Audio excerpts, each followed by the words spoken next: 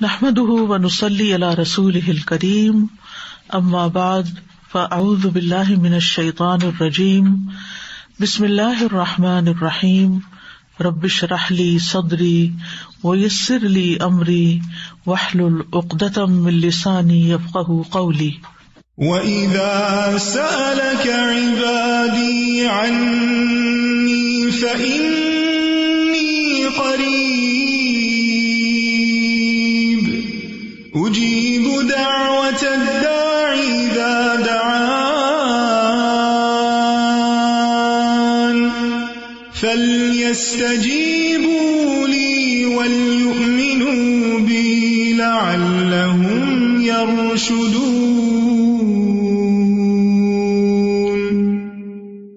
اور جب میرے بندے آپ سے میرے بارے میں سوال کریں تو کہہ دیجئے بے شک میں قریب ہوں، میں پکارنے والے کی پکار کا جواب دیتا ہوں۔ جب وہ مجھے پکارے تو ان کو چاہیے کہ وہ میرا حکم مانیں اور مجھ پر ایمان رکھیں تاکہ وہ ہدایت پائیں۔ فَاسْتَغْفِرُوهُ ثُمَّ تُوبُوا إِلَيْهِ إِنَّ رَبِّي قَرِيبٌ مُجِيبٌ۔ سو اس سے بخشش مانگو، پھر اس کی طرف پلٹ آؤ، یقیناً میرا رب قریب ہے، قبول کرنے والا ہے، جواب دینے والا ہے۔ الحمد للہ الذی کفانی وآوانی وأطعمنی وسقانی والذی من علی فأفضل والذی أعطانی فأجزل الحمد للہ علی کل حال اللہم رب کل شیء وملیکہ وإلہ کل شیء اعوذ بک من النار۔ تمام تعریف اللہ کے لیے ہے جس نے میری کفایت کی اور مجھے رہنے کی جگہ عنایت فرمائی، مجھے کھلایا پلایا، اور جس نے مجھ پر احسان کیا اور بہت زیادہ کیا، جس نے مجھے دیا اور خوب دیا، ہر حال میں اللہ ہی کی تعریف ہے۔ اے اللہ، اے ہر چیز کے رب اور اس کے مالک، اے ہر چیز کے معبود، میں آگ سے تیری پناہ چاہتا ہوں۔ اللہم صلی علی محمد وعلی آل محمد کما صلیت علی ابراہیم وعلی آل ابراہیم انک حمید مجید۔ اللہم بارک علی محمد وعلی آل محمد کما بارکت علی ابراہیم وعلی آل ابراہیم انک حمید مجید۔ پروگرام قریب مجیب کے سلسلے میں آج ہم نعمتوں پر شکر گزاری کی دعاؤں کے بارے میں پڑھیں گے۔ اللہ تعالیٰ کا شکر ادا کرنا عبادت ہے جس کے ذریعے بندہ اپنے رب کا قرب حاصل کرتا ہے، اور عبادتوں کا مقصد بھی یہی ہے۔ یعنی ہم نماز کیوں پڑھتے ہیں، روزہ کیوں رکھتے ہیں، حج کیوں کرتے ہیں، قرآن مجید کیوں پڑھتے ہیں؟ تاکہ ہم اپنے رب کا قرب حاصل کر سکیں، اپنے رب کو راضی کر سکیں، اپنے رب کا شکر ادا کریں۔ تو جو شخص اللہ کا شکر ادا نہیں کرتا وہ حقیقت میں اللہ کی عبادت نہیں کر رہا۔ اللہ سبحانہ وتعالیٰ ہی اس بات کا مستحق ہے کہ اس کی تعریف کی جائے، اس کا شکر ادا کیا جائے، کیونکہ اسی نے ہمیں پیدا کیا، اسی نے ہمیں رزق دیا اور ہمیں طرح طرح کی نعمتیں عطا کی۔ وما بکم من نعمت فمن اللہ، اور تمہارے پاس جو بھی کوئی نعمت ہے وہ اللہ کی طرف سے ہے۔ تو ہر حال میں اللہ کی تعریف ہے، خوشحالی میں بھی اور تنگی میں بھی، آسانی میں بھی اور سختی میں بھی، ہر حال میں، صحت میں بھی اور بیماری میں بھی، ہر جگہ پر، اپنے گھر میں بھی اور گھر سے باہر بھی، ہر زمانے میں، ہمارے گزرے ہوئے زمانے میں بھی، حال میں بھی اور مستقبل میں۔ سب سے زیادہ تعریف اللہ ہی کی ہے، اس لیے کہ سب سے زیادہ احسانات اسی کے ہیں۔ جتنا اس نے ہمیں عطا کیا ہے، نوازا ہے، اتنا ہم پر کسی کا بھی احسان نہیں ہے۔ وَآتَاكُم مِّن كُلِّ مَا سَأَلْتُمُوهُ وَإِن تَعُدُّوا نِعْمَتَ اللَّهِ لَا تُحْصُوهَا، اور اس نے تمہیں ہر اس چیز میں سے دیا جو تم نے اس سے مانگی، اور اگر تم اللہ کی نعمت کو شمار کرنا چاہو تو شمار نہیں کر سکتے۔ ان الانسان لظلوم کفار، بلا شبہ انسان بڑا ظالم، بڑا ہی ناشکرا ہے. تو اللہ کے بندے دو طرح کے ہیں، ایک وہ جو اس کا شکر ادا کرتے ہیں، شکر گزار ہیں، اور دوسرے وہ جو ناشکرے ہیں. اللہ سبحانہ تعالیٰ کے نزدیک شکر پسندیدہ ہے اور ناشکرا پن قابل نفرت چیز ہے، سخت ناپسندیدہ. شکر گزار بندے اللہ کے محبوب ہیں اور ناشکرے بندے اللہ کے مبغوض ہیں. اس سلسلے میں ہم سب سے پہلے قرآنی دعا پر غور کریں گے، اور وہ ہے حضرت سلیمان علیہ السلام کی دعا. سورۃ النمل میں اللہ تعالیٰ ارشاد فرماتے ہیں، فتبسم ضاحكا من قولها وقال رب أوزعني أن أشكر نعمتك التي أنعمت علي وعلى والدي وأن أعمل صالحا ترضاه وأدخلني برحمتك في عبادك الصالحين. تو اس کی بات سے وہ ہنستے ہوئے مسکرا دیا اور کہنے لگا، اے میرے رب، مجھے توفیق دے کہ میں تیری ان نعمتوں کا شکر ادا کروں جو تو نے مجھ پر اور میرے والدین پر انعام کی ہے، اور یہ کہ میں وہ نیک عمل کروں جس سے تو راضی ہو جائے، اور مجھے اپنی رحمت کے ساتھ نیک بندوں میں شامل کر لے. آمین. اس آیت میں سلیمان علیہ السلام کی خصوصی فضیلت کا ذکر کیا گیا ہے، جس میں وہ پوری تاریخ انسانی میں بالکل منفرد ہیں کہ ان کی حکمرانی صرف انسانوں پر نہیں تھی بلکہ جنات، حیوانات، پرندے، حتیٰ کہ ہوا تک ان کی تابع فرمان تھی. ایک بار سلیمان علیہ السلام جنوں، انسانوں اور پرندوں پر مشتمل ایک لشکر لے کر ایک منظم فوج کے ساتھ روانہ ہوئے.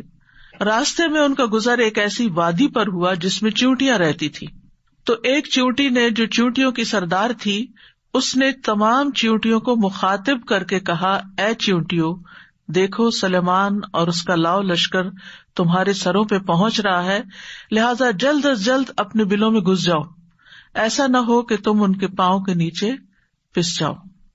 تو سلیمان علیہ السلام چیونٹی کی اس بات پر ہنس پڑے، کیونکہ وہ چیونٹی کی صورتحال کو سمجھ چکی تھی کہ کیا ہونے والا ہے، اور چیونٹیوں کی احتیاط کی طرف رہنمائی اسی لیے وہ کر رہی تھی چیونٹی، تاکہ وہ اپنے آپ کو بچا سکیں. تو اس کی اپنی قوم کے ساتھ خیر خواہی، اس چیز نے بھی سلیمان علیہ السلام کو خوش کر دیا. تو وہ فتبسم ضاحکا، مسکراتے ہوئے ہنس پڑے، یعنی بہت ہی خوش ہو گئے، اور اللہ سبحانہ تعالیٰ کی نعمت کو محسوس کرنے لگے کہ کس طرح اللہ تعالیٰ نے ان کو ان کی زبان سجھا دی، ان کی آواز سنا دی. چیونٹی کی آواز کتنی ہوگی سوچیے، تو سلیمان علیہ السلام کی سماعت کتنی تیز ہوگی، اور پھر اس کی بات کو سمجھ جانا اور اس پر پھر ریئیکٹ کرنا. حالانکہ پورا لشکر ساتھ تھا، کسی کو نہیں پتا چلا. جس بندے پہ اللہ نعمت کرے اور جس کو وہ سجا دے، جس کو وہ سکھا دے، یہ اللہ ہی کا فضل ہوتا ہے. تو اس موقع پر انہوں نے یہ دعا کی تھی کہ اے اللہ، مجھے اس نعمت کی شکر گزاری کرنے کی توفیق عطا فرما جو تو نے مجھے اور میرے والدین کو دی، اور یہ کہ میں نیک عمل کروں. یعنی شکر کیسے ادا کروں؟ نیک عمل کر کے جس پر تو مجھ سے راضی ہو جائے، اور مجھے اپنی رحمت کے ساتھ جنت کی نعمتوں میں اپنے نیک بندوں کے ساتھ داخل کر لے. یہاں پر ہم دیکھتے ہیں کہ جو سلیمان علیہ السلام کا مسکرانا ہے اس میں ضحک کا لفظ آیا ہے، کیونکہ بعض اوقات ناراضگی کی وجہ سے بھی مسکرایا جاتا ہے، خفگی والی مسکراہٹ بھی ہوتی ہے.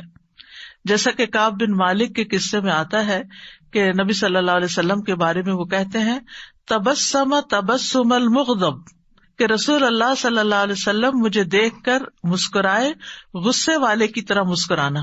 یعنی جو متحمل حلیم شخصیات ہوتی ہیں وہ غصے کی حالت میں بھی مسکرا سکتی ہیں. تو وہ مسکراہٹ اس طرح کی مسکراہٹ نہیں ہوتی جو انتہائی خوشی کی مسکراہٹ ہوتی ہے. اسی طرح بعض اوقات انسان دوسرے کی تحقیر کرتے ہوئے بھی مسکراتا ہے، اس کو حقیر سمجھتے ہوئے. تو یہاں پر اسی لیے اللہ سبحانہ وتعالیٰ نے تبسم کے ساتھ ضاحکن کی قید لگائی ہے کہ یہ تبسم خوشی کا تھا، شکر گزاری کا تھا. اور ضحک ہوتا ہے چہرے کا کھل جانا اور خوشی سے دانتوں کا ظاہر ہو جانا. اس کے آگے ہوتا ہے قہقہا. آپ قہقہ نہیں لگا رہے تھے، یعنی ایک ہے صرف مسکرانا اور ایک ہی کہ اتنا مسکرانا کہ پھر دانت بھی ظاہر ہو جائیں. اور اسی لیے آپ دیکھیں کہ جو دانت مسکرانے میں ہنسنے میں ظاہر ہوتے ہیں ان کو ضواحک کہا جاتا ہے. تو سلیمان علیہ السلام ایک طرف تو چیونٹی کی دانش مندی پہ مسکرا رہے تھے، اس کی خیر خائی پہ مسکرا رہے تھے. دوسری وجہ یہ کہ اپنی نیک نامی اور شہرت کی وجہ سے کہ چیونٹیاں تک جانتی تھی کہ سلیمان علیہ السلام ایک عادل بادشاہ ہیں. وہ جان بوجھ کر کسی پر زیادتی نہیں کرتے. ہاں ان کو پتہ نہیں چلے گا تو اور بات ہے، پھر وہ تمہیں انجانے میں لتاڑ جائیں گے. اتنی حیرت ہوتی ہے کہ ہم سمجھتے ہیں کہ یہ چیونٹی ایک حقیر مخلوق ہے. جب کسی چیز کو چھوٹا بتانا ہوتا ہے نا تو ہم چیونٹی سے تشبیہ دیتے ہیں. چیونٹیوں میں بھی اللہ نے کتنی عقل سمجھ رکھی ہے، اور وہ دنیا میں ہونے والے ادھر ادھر کے جو اپنے آس پاس کے حالات ہیں ان سے واقف ہوتی ہیں کہ کیا ہو رہا ہے. وہ بھی بندوں پر پھر گواہ ہوں گی. یعنی بعض اوقات ہم چیونٹیوں کی موجودگی میں کچھ کام کر رہے ہوتے ہیں اور ہم کبھی بھی نہیں یہ سوچتے کہ یہ بھی ہمارے خلاف یا ہمارے حق میں گواہی دے سکتی. یہ تو آپ کو معلوم ہی ہے کہ جو شخص علم کی طلب رکھتا ہے، علم حاصل کرتا ہے، اس کے لیے چیونٹیاں دعائیں کرتی ہیں. اس کا مطلب یہ ہے کہ چیونٹیوں کو بتایا جاتا یا ان تک یہ علم جاتا ہے کہ فلاں اور فلاں جو ہے آج اس مجلس میں بیٹھا ہوا علم حاصل کر رہا ہے، لہٰذا اس کے لیے تم بھی دعا کرو. ہم گھر سے نکل آتے ہیں، ہم تکلیف اٹھاتے ہیں، مشقت اٹھاتے ہیں، علم کے راستے میں نکلتے ہیں، فرشتے پر بچھاتے ہیں، چیونٹیاں دعائیں کرتی ہیں، سمندروں کی مچھلیاں تک دعائیں کرتی ہیں جو لوگ علم کے راستے پر نکلتے ہیں. کیونکہ یہ معمولی اعزاز نہیں ہے، یہ بہت بڑی خوش قسمتی کی بات ہے، اور اس پر بھی اللہ کا شکر ادا کرنا چاہیے. تو دعا کیا ہے؟ رب اوزعنی ان اشکر نعمتک التی انعمت علی وعلی والدی. اے میرے رب مجھے الہام کر، مجھے توفیق دے. یہ دونوں معنی کیے جاتے ہیں وضع کے. وضع کا اصل معنی ہوتا ہے روکے رکھنا، سنبھالنا، قابو میں رکھنا. یعنی سلیمان علیہ السلام نے یہ دعا کی کہ اے میرے رب تو نے مجھے جو یہ فضیلت عطا کی ہے، جو نعمت عطا کی ہے کہ میں حشرات تک کی بولی سمجھ لیتا ہوں، ایسا نہ ہو کہ میں کہیں کسی غرور یا طغیانی میں مبتلا ہو جاؤں، بلکہ میری باغ تو اپنے ہاتھ میں رکھ اور مجھے شکر کے رستے پر ہی گامزن رکھ. مجھے توفیق دے کہ تو نے مجھ پر اور میرے والدین پر جو فضل عظیم عطا کیا ہے، اتنا بڑا فضل کیا ہے، میں اس کا شکر ادا کر سکوں. یعنی صرف اپنی نعمتوں کا نہیں، ان نعمتوں کا بھی جو تو نے میرے والدین پر کی. اور وہ کس شکل میں؟ وَأَنْ أَعْمَلَ صَالِحًا تَرْضَاهُ، ایسا نیک عمل کروں جس سے تو راضی ہو جائے. اس سے یہ پتہ چلتا ہے کہ بعض اوقات انسان نیک عمل کرتا ہے لیکن اللہ تعالیٰ اس نیک عمل سے خوش نہیں ہوتے، کیونکہ بعض اوقات انسان وہ نیک عمل کر کے عجب کا شکار ہو جاتا ہے. واہ میں نے کمال کر دیا، آج تو میں اتنی دیر نماز میں کھڑا رہا. بعض اوقات ہم اپنے قرآن پڑھنے پہ بڑا فخر کرنے لگتے ہیں یا اور نیکیوں پہ ہم عجب کا شکار ہو جاتے.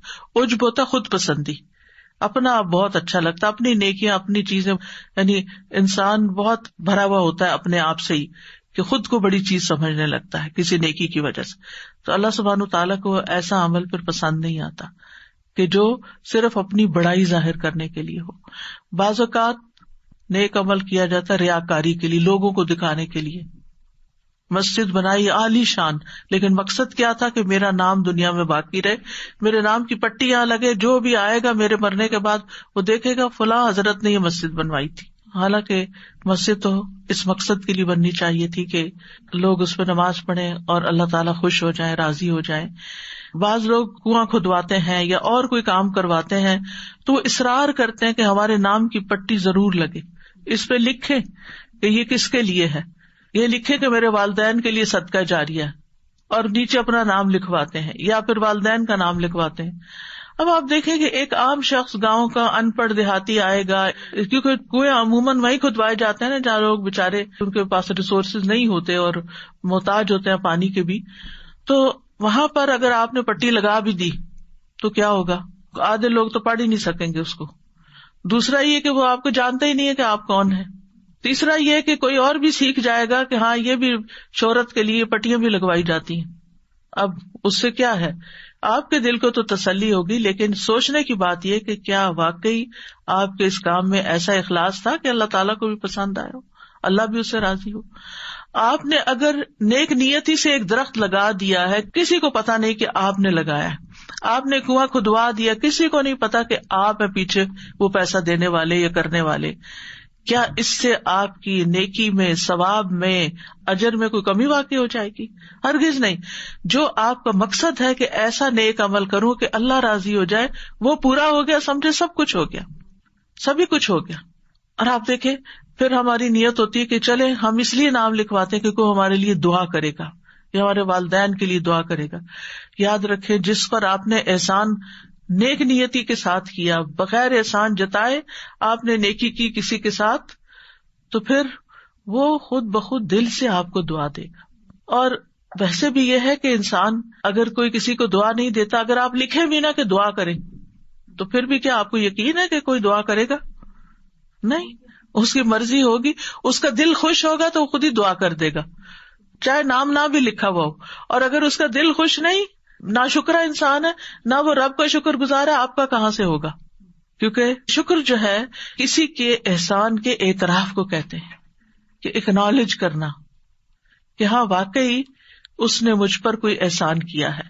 اور یہ انسانی صفات میں سے ایک بہت اعلیٰ و عرفہ صفت ہے. کسی شریف اور نوبل انسان کی بہت بڑی پہچان ہے کہ وہ دوسروں کے احسان کو مانتا ہے, کہ کسی نے میرے لیے یہ انتظام کیا ہے یہاں پانی کا, میں شکر گزار ہوں اس کا, اللہ اس کو جزائے خیر دے. کسی نے میرے لیے اس چیز کا انتظام کیا, نہیں کسی بھی نعمت کا, کوئی بھی احسان جو کوئی بندہ کسی بندے پہ کرتا ہے. اور اللہ کی نعمتیں تو ہر طرف بکھری ہی پڑی ہیں. تو عموماً جو نعمتیں ہوتی ہیں اس کے دو پہلو ہوتے ہیں.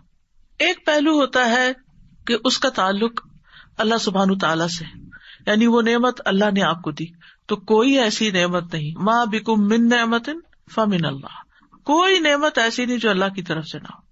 دوسرا یہ کہ انسان سبب بنتا ہے آپ تک وہ نعمت لانے کا. مثال کے طور پر علم ایک نعمت ہے, اس وقت میں سبب بن گئی ہوں آپ تک نعمت پہنچانے کی. قریبی مثال سے بات سمجھا رہی ہوں.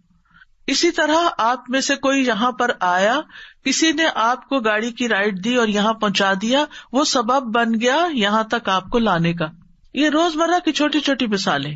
تو ہماری زندگی میں ہر نعمت, ہر انعام, ہر فضل اللہ کی طرف سے ہے.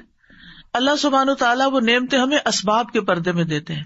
کبھی انسان سبب بنتے ہیں, کبھی کوئی اور چیز سبب بن جاتی, کبھی بارش سبب بنتی ہے زمین سے سبزہ اگانے کا, کبھی ہوا سبب بنتی ہے بادل لانے کی یا لے جانے کی. تو بہت ساری چیزیں کار فرما ہیں اس کائنات کے اندر, یعنی کہ جو اللہ سبحانہ وتعالیٰ کے حکم کے مطابق بندوں کے لیے رزق روزی کا, نعمتوں کا انتظام کر رہی ہیں. تو جب انسان اللہ سبحانہ وتعالیٰ کی نسبت سے کوئی چیز کو دیکھتا ہے تو اس کو غور و فکر کرنا پڑتا ہے کہ کیا کیا نعمت ہے. ہاں, بندے کی طرف سے جب کوئی چیز ملتی ہے تو وہ سامنے ہوتی ہے نا, بندہ نظر آ رہا ہوتا ہے, اور ہم اس کے شکر گزار ہو جاتے ہیں.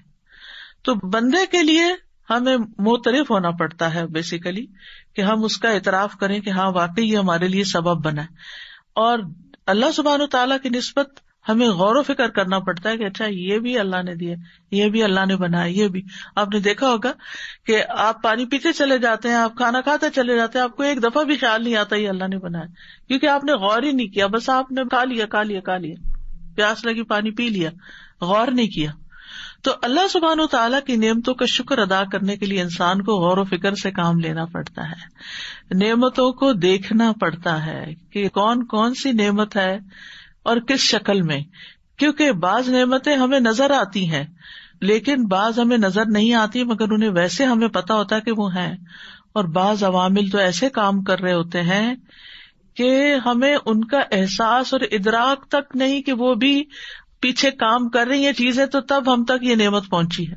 تو بہرحال انسان کو اللہ سبحانہ تعالیٰ سے توفیق مانگتے رہنا چاہیے کہ اللہ تعالیٰ میں صرف نیک عمل نہ کرتا جاؤں بلکہ ایسے نیک عمل کروں کہ جن سے تو بھی راضی ہو, تیری رضا کے لیے میں یہ کام کر رہا ہوں، چاہے دین کا کام ہو چاہے دنیا کا کام ہو، کوئی بھی کام ہو، بس اللہ کی رضا کے لیے.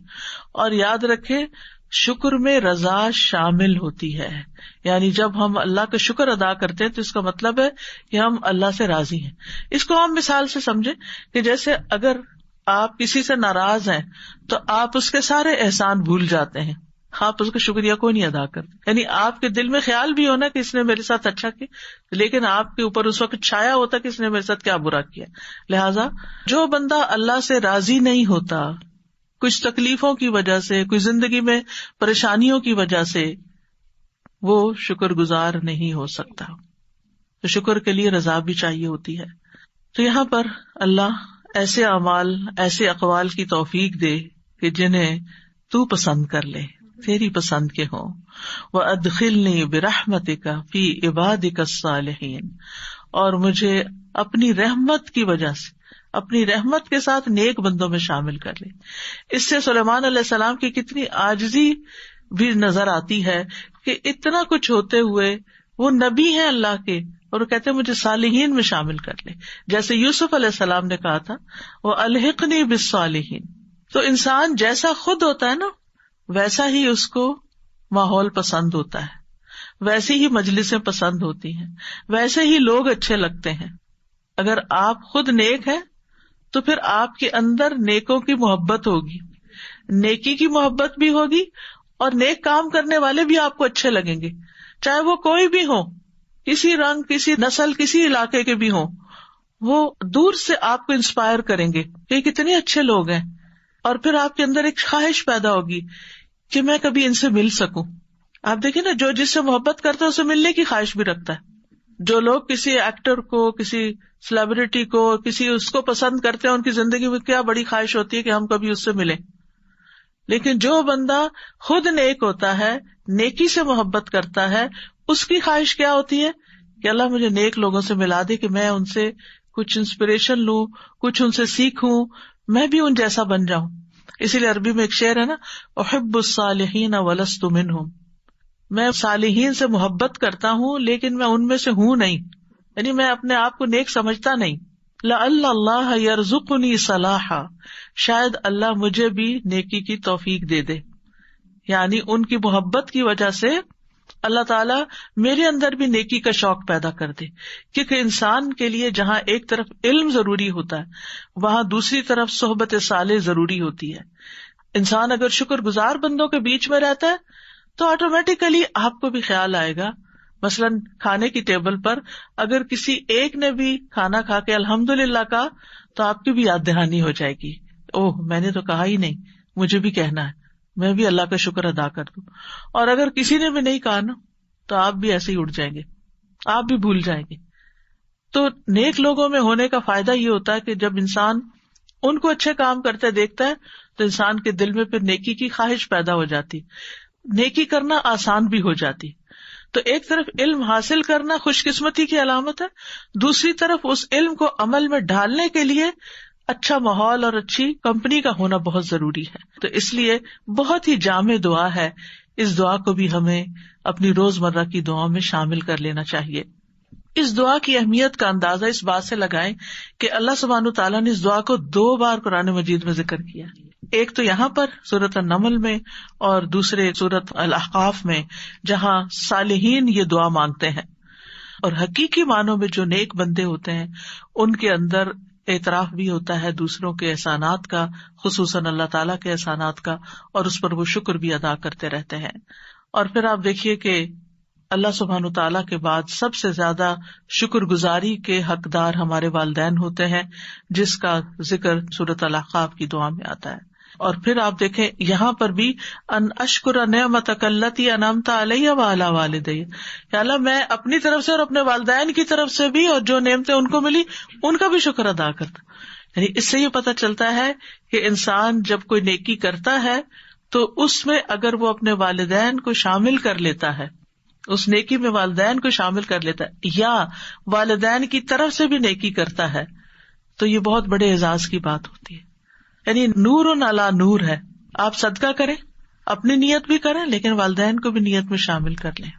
پھر اسی طرح آپ مثلاً کوئی بھی اچھا کام کرتے ہیں تو آپ کے دل میں یہ خواہش ہونی چاہیے کہ اللہ اس کا ثواب ہمارے والدین کو پہنچے، کیونکہ جو والدین کا شکر گزار نہیں ہوتا وہ کسی رشتے کا شکر گزار نہیں ہوتا، وہ کسی کا بھی خیر خواہ نہیں ہو سکتا، وہ کسی کے لیے بھی کھرا نہیں ہو سکتا، کسی کے لیے بھی مخلص نہیں ہو سکتا.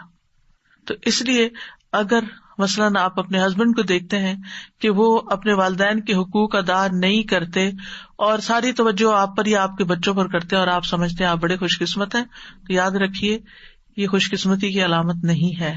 اگر وہ دھیان نہیں کرتے تو ایک اچھی بیوی ہونے کی حیثیت سے آپ کو توجہ دلانی چاہیے. مثلاً رمضان کا مہینہ ہے، آپ اپنے ہسبینڈ کو توجہ دلائیں کہ آپ اپنے والدین کے لیے کچھ کریں اس مہینے میں.